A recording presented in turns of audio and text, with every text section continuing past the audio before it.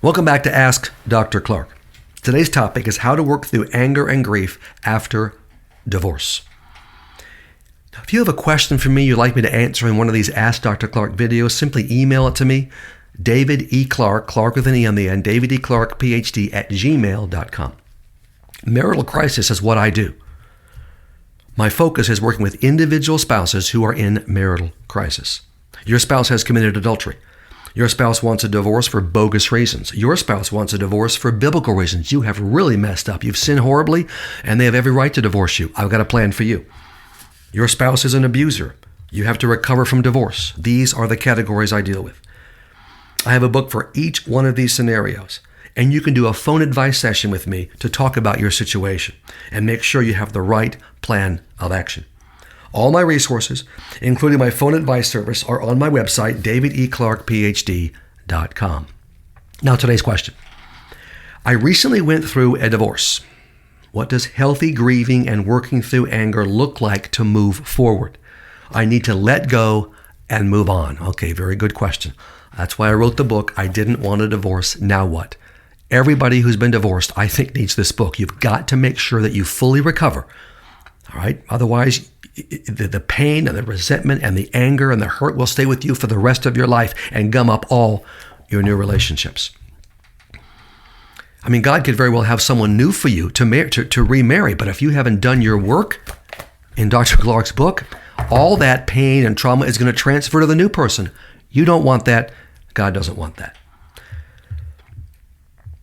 Again, you can get this book on my website. Everything's on the website, David E. Clarke, Clarke with an E, davideclarkephd.com.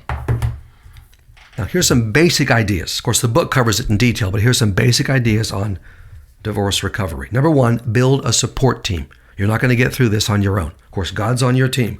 Work on the relationship with God. Cling to Him. Grow closer to Him.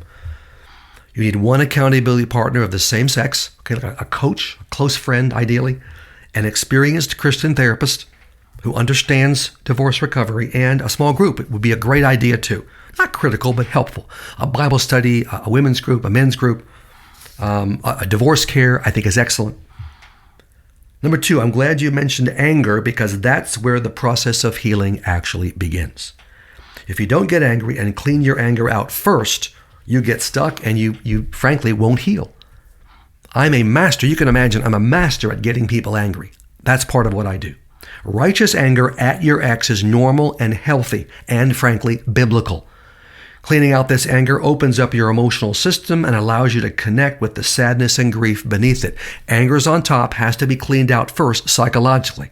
Any form of hurt and trauma, that's how it works. Underneath the anger is the grief and the sadness and the hurt and the real deep sources of the wounds. So if you don't get the anger out, you don't get to those things. And if you don't get to those things, they stay. Number three, you start with your ex and express all your emotions. Anger first at him and what he's done to you. Now, not directly. You'll verbalize this pain. The events that happened and your emotions, and it needs to be in detail. Now, not every single thing he ever did to you or said to you. But God has a way as you're expressing and verbalizing this, never to him, you leave him the heck alone. He's not worth it. All right? You're expressing this to God verbally, to your accountability partner, and of course to your Christian therapist, a close friend, small group. You're just venting, and you'll do it more than once. You cover the details. What God's going to do is give you 7, 8, 10, 12 memories. And as you work through those and you're expressing the pain, they will cover all the pain and trauma. So after verbalizing it, then I'm going to have you write 2 letters. All this, of course, explained in the I Didn't Want a Divorce book. But you'll send 2 letters to your ex. Okay, you're going to write the letters. You're not going to send them. You're just going to write them. And you'll read these letters again to God, your accountability partner, and your Christian therapist out loud. And this flushes a lot of the pain out. And the lies that he's taught you to believe, the ex and Satan in the process.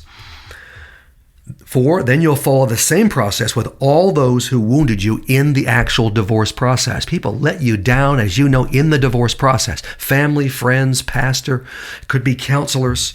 Even your own children will let you down and harm you as you go through the divorce because you're going to be blamed by people. They won't be supportive. You find out who your friends are, my friends, when you go through a divorce. And so many will just turn on you, ignore you. People you thought were your close friends in the faith will turn their back on you because it's just awkward. And we have to balance this, not helpful.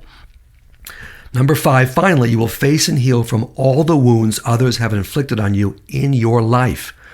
God wants you to use this divorce recovery process to clean out all the pain and trauma in your life up to now. Starting with the ex, of course, then moving to everybody else that hurt you in the divorce process, and then broaden it to other people that have hurt you in your life. This is your chance to get it all cleaned out and get a reset. That's what God wants. So, I didn't want a divorce. Now what? It's the only book I've written on divorce recovery. I think it's good. I've led a lot of people through this process. It will work for you. Subtitle is How to Deal with Your Ex and Your Kids, Heal, and Get a Reset. All your questions will be answered. Now help us grow and help more people by subscribing to my YouTube channel, tapping the like button, and leaving a rating and a review. That will help us. Many of you are doing this, and we appreciate you for doing that. Until next time, Dr. David E. Clarke of Ask Dr. Clarke, signing off.